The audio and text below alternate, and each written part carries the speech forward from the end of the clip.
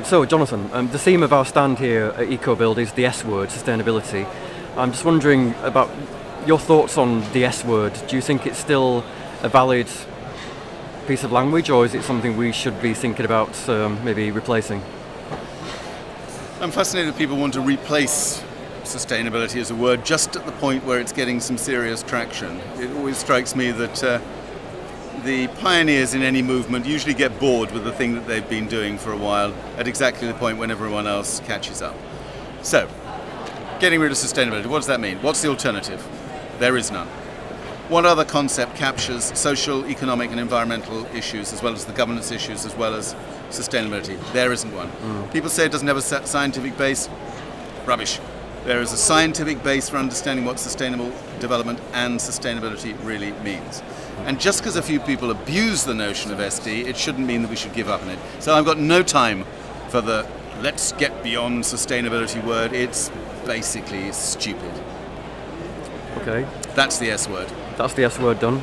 I mean, do you feel there is a danger of it being overused, that it becomes a buzzword that people maybe don't think that deeply about? There's always a danger. There's always a danger that people will misinterpret, that they either deliberately or by accident, that they'll turn a concept to suit their own purposes. Of course there's a danger about that. And sometimes it's such an egregious form of abuse that one really has to point it out. So every time the Treasury talks about sustainable economic growth, you need to say the Treasury does not mean anything to do with sustainability. It talks about economic growth that can be sustained over time. So we're going to have to go on pointing out these things, but that shouldn't deter us from the right, properly understood use of the word sustainability. Okay. So the show we're at is called EcoBuild, and what are your thoughts on such a huge event using the eco prefix? I'm very happy with that. I've never sort of argued that the only language you can use is the sustainability language. Eco, when I joined the Ecology Party in 1975, I didn't sit there saying, God, I wish this was called the Sustainability Party. Ecology is at the heart of sustainability. The biophysical sustainability of our planet is the essence of what we're talking about. So I've got no problems about eco prefixes, and it doesn't really worry me. The language I don't like is corporate social responsibility, because I think that's bullshit. Yeah. For what reason? Because it doesn't really mean anything. What does social mean? Does it mean not to do with economic? Does it mean not to do with environment? What's responsibility? Is that trashing the interests of future generations, or is it not trashing the interests of future generations? It's a meaningless word. It can't be tied back to an empirically demonstrable set of conditions about how we live on this planet.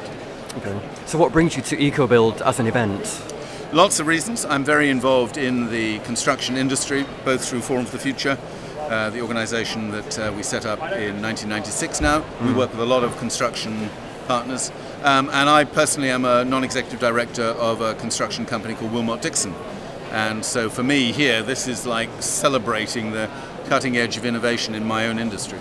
Okay, so what's the best example that you've seen here at the show that to you seems to represent a prospect of progress? Just arrived. Haven't yet had a chance to get myself properly tuned up on all this stuff, so I better hold fire on that. I am off to see the ModCell stall, which is a building material that I'm fascinated in, and I think that some of those ways of substituting for concrete, using straw or hemp in particular, are going to be very important players in the mainstream construction industry. So that's where I want to go and get myself fully up to speed.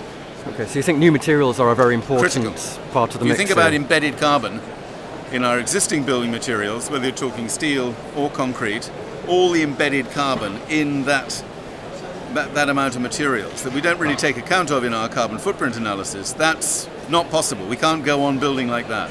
So we know we're going to have to find alternative materials. Okay, and last question. If you weren't here today, where else would you be? What would you be doing? I'd either be writing a very angry blog about the idiocy of this government and what it's done to sustainable development since it was elected, or I'd be working with some company trying to think through sustainability solutions to its particular problems, or I'd be in a college or school or somewhere like Kingston University saying, this is your future, folks. Let's get going on it, because bring the right innovation to bear on it, and it's a pretty good future. Okay, we'd love you to come, so thank you very much, Jonathan. Pleasure.